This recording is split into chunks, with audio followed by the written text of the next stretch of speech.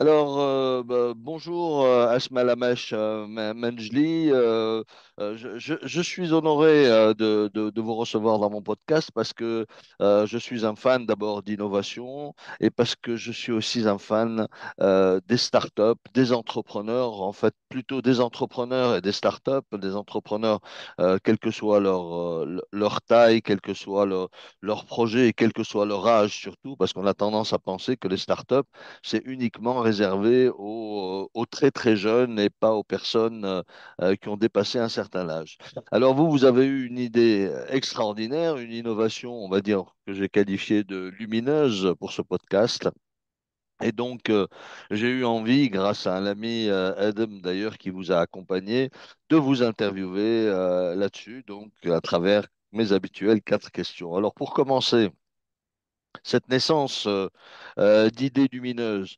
Euh, c'est- Décrivez-nous un peu ce projet StrapLife, qui en sont les promoteurs. Je sais que c'est vous, mais je pense qu'il y a une personne qui vous accompagne aussi. Et comment est venue l'idée? Était-ce votre première aventure entrepreneuriale? Alors, bonjour et je vous remercie déjà pour l'invitation. C'est un honneur aussi pour moi. Alors, si je commence à résumer un peu par rapport à Strap Life, Strap Life est né pendant la période de la Covid. Donc, on était tous à la maison, donc on ne pouvait plus sortir je voulais en fait, je voulais développer des idées pendant ce temps-là. Il y avait une réelle problématique que je voyais beaucoup à la télé aussi, c'était les personnes âgées qui restaient seules. Personne ne pouvait aller les voir. Les gens avaient peur qu'ils aient le Covid. Donc voilà, à partir de là, j'ai commencé à me poser les questions par rapport au rappel de prise de médicaments pour ces personnes âgées, en sachant que les personnes âgées en général ont beaucoup de maladies chroniques. Donc c'est à partir de là, j'ai trouvé un mock Creative Box de l'école de management en France. Donc j'ai participé. Par rapport à une problématique qui était celle dont je vous ai parlé, j'ai proposé, en fait, au départ, c'était un robot. Voilà, c'était un robot qui était avec ces personnes âgées et qui venait vers les personnes âgées pour justement leur donner le bon médicament avec la bouteille d'eau. En fait, au niveau du robot, il y avait tout. Après, il y avait un concours en Algérie, c'était le premier marathon féminin de la technologie. J'ai participé et avec mon conjoint, il me dit, voilà, écoute, le robot, euh, ça serait bien qu'on essaye de développer quelque chose euh, qui est faisable, en fait. Voilà. Donc, après, on a pensé au bracelet, à un bracelet connecté pour le rappel de prise de médicaments que justement les personnes âgées pourraient avoir et leurs proches seraient moins inquiets pour les personnes âgées. Et c'est à partir de là qu'on a commencé à travailler dessus. J'ai été sélectionnée pendant 2 mois au niveau de Africa by IncuMe pour une incubation de 3 mois. Voilà, je me suis dit, on va essayer cette incubation. Et quand j'ai fait cette incubation, c'est là où j'ai eu en fait cette envie justement de développer encore plus le projet parce que je voyais qu'il y avait une réelle demande. Voilà, une réelle demande. Il n'y avait pas une personne à qui je proposais ou je parlais du projet. Euh, Tout le monde me disait, moi, j'ai ma mère, j'ai mon père, parfois j'ai ma sœur âgée et ça, franchement, ça serait top. Voilà, c'est à partir de là qu'on a commencé avec mon conjoint à développer l'idée. Et puis, voilà, StrapLife, ce n'est pas que dans le domaine de la santé, parce que euh, là où il y a une problématique, on essaie de résoudre cette problématique avec des idées innovantes. Et après, on a travaillé sur l'observance des traitements. L'observance des traitements, donc pour les personnes âgées, mais surtout les personnes non-voyantes. On a travaillé avec l'association de la canne blanche. On a développé des stickers à mettre au niveau de boîtes de médicaments.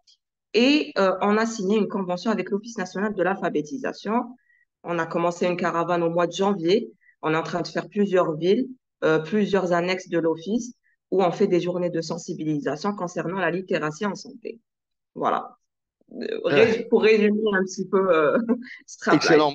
Mais vous m'avez pas dit où vous en êtes là aujourd'hui, avant de vous poser la deuxième question. Où vous en êtes? C'est quoi le produit? Alors, actuellement, bon, on a ouvert l'entreprise au mois de mai 2023. Donc, actuellement, l'application, elle est prête. Les stickers, on a commencé à distribuer au niveau des annexes de l'Office national de l'alphabétisation pendant cette caravane. Et là, on va bientôt commencer à faire une distribution au niveau des pharmacies. D'accord. Pour le bracelet, Le produit, c'est quoi exactement? C'est un bracelet dans lequel il y a du en braille. fait, c'est une application pour le rappel de prise de médicaments qui est tellement simple qui peut être utilisée par les personnes non-voyantes, les personnes analphabètes aussi. Et les alertes vont être programmées au niveau du bracelet. D'accord, d'accord. Et est-ce Voilà. que est-ce que c'est un produit que vous comptez vendre à l'international, proposer, breveter, etc.? Alors, on a déposé le brevet au niveau de l'Algérie. Bien évidemment, on a fait quelques salons à l'étranger. On a même été nominé au trophée. On a été parmi les cinq meilleures startups au niveau de Cannes, au trophée Silver Eco dans la catégorie aide aux aidants. Donc, il y a une réelle demande aussi à l'international. Super. Alors dites-moi, concernant votre confrontation justement avec l'écosystème algérien en tant qu'entrepreneur et considéré pour vous comme une start-up, vous avez fait face quand même à quelques défis. Quels sont-ils? Comment les avez-vous surmontés? Qu'est-ce que vous avez retenu et qu'est-ce que vous avez relevé? Quels impacts ont-ils eu sur l'avancement du projet? Mais aussi ce que j'appelle moi le moral des promoteurs, parce que quand on est jeune entrepreneur et qu'on fait face à des environnements qui sont parfois complexes, parfois un peu plus difficiles, auxquels ils n'ont pas l'habitude, le moral est en berne, comment on se restimule, voilà. Alors, bien évidemment, il y a toujours voilà, quelques soucis qu'on a essayé. En fait, les premiers soucis qu'on a, c'est des problèmes administratifs. Par exemple, et c'est ce que je dis maintenant, parce il y a des étudiants qui m'écrivent et tout.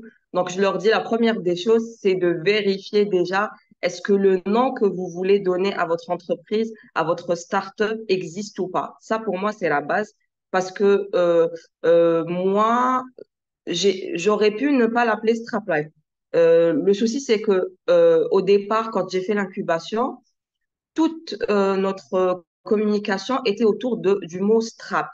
Voilà. Quand je suis partie pour enregistrer le nom, on m'a dit qu'il était déjà pris. Et au niveau du registre de commerce, on m'a dit impossible, il faut rajouter un deuxième nom, enfin un deuxième mot. Euh, bon, le premier, ils m'ont pas dit il faut rajouter, on peut pas l'utiliser. Donc je me suis dit c'est pas possible, tout le monde me connaît maintenant avec ce nom-là. Donc j'ai essayé de voir une autre annexe du registre de commerce et j'ai redéposé et c'est là où ils ont pu me donner Strap Life. Donc, des problèmes administratifs qui pourraient aussi un peu nous retarder. Voilà, c'est ça. Et après, bon, tout ce qui est moi, je pense que c'est beaucoup plus administratif. Après, on essaie de s'entourer de personnes spécialisées, parce que moi, par exemple, tout ce qui est IT, c'est pas mon domaine. Donc, j'ai recruté récemment une personne qui s'occupe de ça. Euh, voilà, donc, essayer de s'entourer des meilleures personnes. On va toujours avoir des personnes qui vont nous dire non, ça va pas marcher, non, c'est peut-être. En fait, par exemple, nous, le produit n'existe pas. On a déposé le brevet, on a fait une étude de marché, surtout le sticker. Le sticker n'existe pas. Quand parfois on propose à des personnes, elles nous disent oui, on ne sait pas si ça peut marcher. Mais il faut vraiment croire en son produit. Quand on croit en son produit, rien ne peut arrêter cette volonté justement de bien faire, surtout quand on aide les personnes. C'est des produits qui vont aider justement les personnes à gagner en autonomie. Ça va aussi sauver des vies. Donc, si on croit vraiment à ça, à cette volonté justement de bien faire, et surtout aller tester le produit euh, euh, vers la cible. En fait, moi, j'ai eu affaire à des personnes non-voyantes, j'ai eu affaire à des personnes analphabètes. Donc, j'ai testé les produits et ça a marché à ce niveau-là. Oui, en fait, ce que vous dites, c'est que pour vous, bon, il y a quelques défis administratifs, mais le plus important, visiblement, c'est la volonté, c'est comment vous croyez en votre projet et comment vous vous laissez pas, disons, désarmer, vous vous laissez pas abattre, on va dire, par des gens qui sont en général assez pessimistes par rapport à n'importe quelle proposition que vous pouvez leur faire. Donc, ça a été ça votre moteur, c'est vraiment véritablement, c'est cette profonde croyance que votre projet, parce que vous aviez réuni tous les éléments qui vous permettent de croire au succès de votre projet. Alors, une troisième question concernant le partage d'expériences, puisque l'aventure ne fait que commencer. Vous n'êtes pas au bout, c'est maintenant que les choses sérieuses commencent, parce que là, maintenant, vous savez que votre idée est bonne, vous savez que ça marche, et dans ce premier acte de la vie de votre entreprise naissante, j'ai senti que vous commencez déjà à être dans la position de faire des recommandations aux jeunes qui se lancent. Mais j'avais une question que j'avais posée au début. Est-ce que ça a été votre première aventure entrepreneuriale ou non? Est-ce que vous avez vécu déjà un succès ou un échec? Je vous dis ça parce que pour moi, les échecs sont très, très importants pour pouvoir justement avancer dans des aventures entrepreneuriales. Ça ne veut pas dire que je vous conseille d'échouer maintenant, hein, n'est-ce pas? Voilà. Oui, oui, non, je Ouais. comprends tout à fait. Non, j'ai eu une première aventure entrepreneuriale, mais en étant jeune. Donc, ça Ouais. fait, je pense, à peu près 20 ans. Ouais. Et Ah, vous êtes jeune, je- hein? Oui, quand même, quand même. D'accord. Il y a une vingtaine d'années. voilà, une vingtaine d'années. Mais je pense que c'était pas le bon moment, c'était pas avec la bonne personne. Et j'avais pas, je pensais que tout était facile. Et j'avais pas tous les éléments en ma possession, peut-être pas assez d'expérience aussi pour pouvoir faire face à justement certaines choses administratives, voilà, une réalité aussi du marché. J'avais Vous pas étiez dans fait le rêve, vous étiez dans le rêve, vous n'avez pas une approche exactement, voilà. candide, Je voulais voilà être vous n'avez pas une approche, vous voilà, aviez une approche plutôt candide des choses et vous avez été exactement, ramené à la réalité par l'écosystème, par des choses que vous ne maîtrisez exactement, pas et des éléments dont vous n'avez pas tenu compte. Donc en fait, exactement. ce que vous recommandez actuellement aux jeunes entrepreneurs, aux jeunes start-upers, c'est véritablement de faire en quelque sorte une checklist de tout ce à quoi ils devraient penser avant de se lancer dans une aventure euh, euh, comme celle dans laquelle ils voudraient se lancer. Parce que alors donc, qu'est-ce que vous leur recommandez? Quelles recommandations vous leur donnerez vous-même là actuellement? Bon, déjà, comme vous avez dit, de faire une checklist, d'accepter que par moment, il y ait des downs. Donc, c'est tout à fait normal. Il faut pas se dire, ah, il y a Voilà. des... Le plus important, c'est de se relever. On peut avoir une journée où vraiment, voilà, on se dit, purée, qu'est-ce que j'ai fait? Pourquoi je me suis lancée dans ça? Mais le plus important, c'est que le lendemain, on se réveille, non, je sais pourquoi je l'ai fait et je vais avancer. Bravo. Alors, Voilà. on vient à la dernière question parce que vraiment le projet est passionnant et j'espère que beaucoup. Vous avez un site web, je suppose. Vous avez Bien comment? évidemment. D'accord. Je l'inscrirai dans le podcast, comme ça les gens pourront y accéder. Alors, est-ce que vous avez un dernier mot à adresser à tous ceux qui vous ont soutenu, à tous ceux qui ont cru en vous, mais aussi et surtout au pouvoir public quant à leur approche de l'univers des startups? Alors moi, j'ai beaucoup de personnes à remercier. Déjà, je remercie toute ma famille, mon conjoint avec qui je travaille.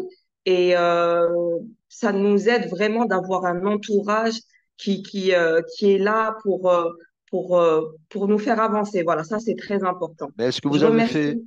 face à une problématique financière de financement du projet? Est-ce que vous avez eu besoin de faire appel à la famille ou à des amis ou à vos fonds propres personnels? Est-ce que vous vous êtes engagé fortement financièrement dans le projet? Alors,